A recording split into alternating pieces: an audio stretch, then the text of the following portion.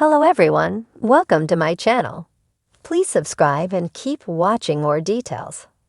The bold and the beautiful spoilers. Reach is torn by Eric and Brooke's actions. Katie finishes Daphne. The bold and the beautiful spoilers here, and we're ready to dive back into the drama with some popcorn and plenty of spoilery goodies to share. The episode for April 30 looks like it could be a fun one with some good tension as face-offs are the name of the game.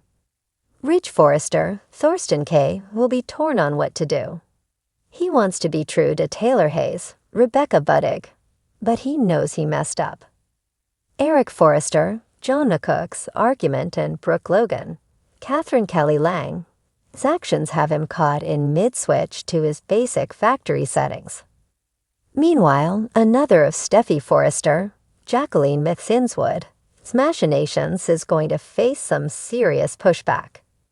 Daphne Rose, Muriel Hilaire, broke away from the plan and fell for Carter Walton, Lawrence St. Victor. It'll put things in jeopardy since Katie Logan, Heather Tom, heard it all. Now Daphne will face the quieter yet fierce member of the Logan family, and Katie won't be interested in taking prisoners. She'll be defending Carter and Hope Logan, Annika Noel, with a vengeance. At least someone defends Hope. The bold and the beautiful spoilers aren't surprised that Ridge is starting to weaken in his resolve to stay with Taylor. It's what he always does when he leaves one for the other. But he left Brooke in a fit of anger and used Taylor to fill that hole in his heart and soothe his pain. Standing with Brooke on the runway, and now Eric telling him they belong together, he's one step closer to going back. Taylor and Steffi will try to stop it, but Ridge always pendulums. So it's time for him to swing back to Brooke. Well, it was bound to happen at some point. Everyone is used to arguing with Brooke or Hope. They're the kinder, gentler arguers of the Logan family. Katie is the sweetest and kindest, but she's also the toughest. She's going to go no-hold-barred when she rips into Daphne about why she's there. She'll ask Daphne point-blank while knowing the answer. We expect Katie will intend to tell Hope and Carter the truth, which could cause some pain for the Forresters. But it's also likely Carter will walk in and hear part of it. And after his own questions, he'll run out to find Hope.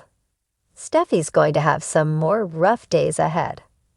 Will Daphne find a way to still win Carter over, or is this the end of her? Let us know in the comments below.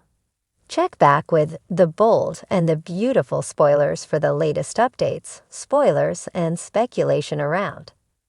Los Angeles mornings rarely start quietly at the Forrester estate, and today is no exception. As the sun breaks across the sleek architecture of Forrester creations, tension crackles like static in the air. Ridge Forrester, ever the conflicted designer, finds himself standing between legacy and love, caught in the wake of two people who know exactly what they want, Eric and Brooke. Ridge torn between father and flame. Eric Forrester, the patriarch, has made a decision that sends ripples through the family. He's backing Brooke Logan in a controversial new culture campaign that threatens to sideline Ridge's creative vision. It's more than business, it's personal. Brooke's charm, as potent as ever, has swayed Eric not just with numbers and potential press, but with something deeper. Ridge sees it in his father's eyes, a flicker of something unresolved. This isn't about fashion, Ridge hisses, confronting Brooke in the showroom. It's about control. Brooke, ever poised, counters with a smile that doesn't quite reach her eyes. It's about evolution, Ridge. The world changes. We either adapt or we become irrelevant. But the word irrelevant sticks like a barb. Ridge, long the creative soul of Forrester, suddenly feels pushed to the periphery of a world he helped build. It's not just business betrayal he feels. It's the sting of Brooke siding with Eric. The man Ridge believes is acting out of nostalgia rather than vision. Eric's hidden motive. Behind the curtain of boardroom decisions lies Eric's true motivation. It isn't just Brooke's campaign or even her presence that appeals to him.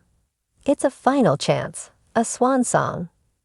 Eric has been keeping something hidden, even from Donna.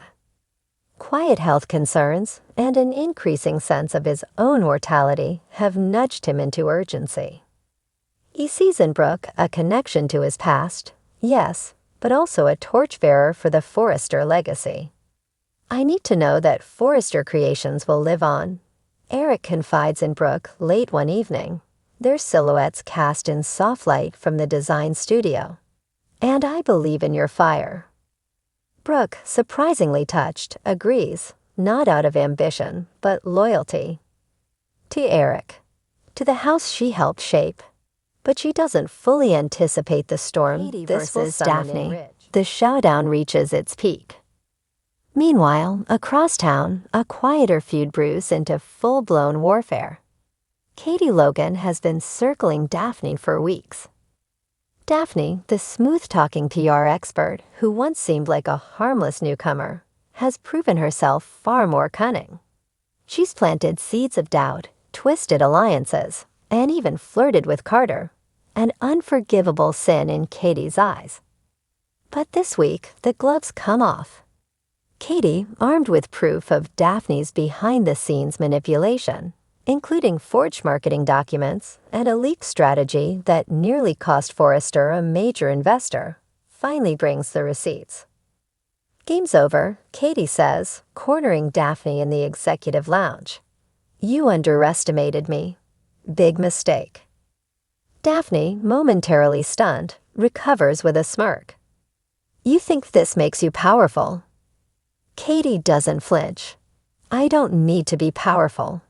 I just need you gone. With Donna's quiet but firm backing, and even support from Steffi, Katie presents her evidence to the board. Daphne is given the choice, resign quietly or be exposed. Daphne, eyes blazing, chooses the former, leaving behind a desk cleared in silence and a reputation in tatters. Brooke faces consequences. Back in the executive suite, Ridge and Brooke are heading toward a collision. After learning of Eric's declining health from Donna, who broke her promise to keep it secret, Ridge softens, but only slightly. He confronts his father with a mix of concern and fury. You should have told me, Ridge says, eyes glossy. We could have handled this together. Eric, voice gravelly but calm, replies, I didn't want pity. I wanted passion, and Brooke gave me that. Ridge isn't just torn now, he's fractured. He looks at Brooke and sees someone he's loved in every possible way. As muse, as mother to his child, as adversary. But something has shifted. The trust between them, already worn thin, frays. Later, Ridge and Brooke share a quiet moment in the main showroom.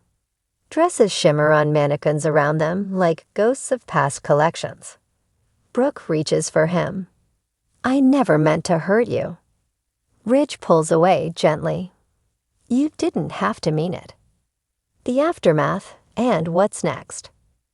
With Daphne out, Katie ascends, not just in title, but in stature. Her take-no-prisoners approach wins over more than a few skeptics in the office. She and Carter rekindle their connection, this time with more clarity and fewer shadows.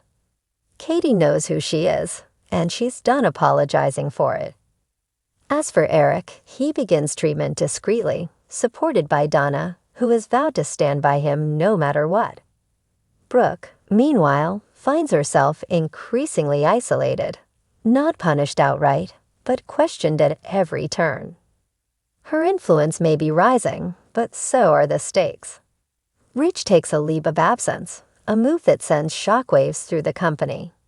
He boards a flight to Italy, seeking clarity in the cobbled streets of Florence, where his mother once found peace.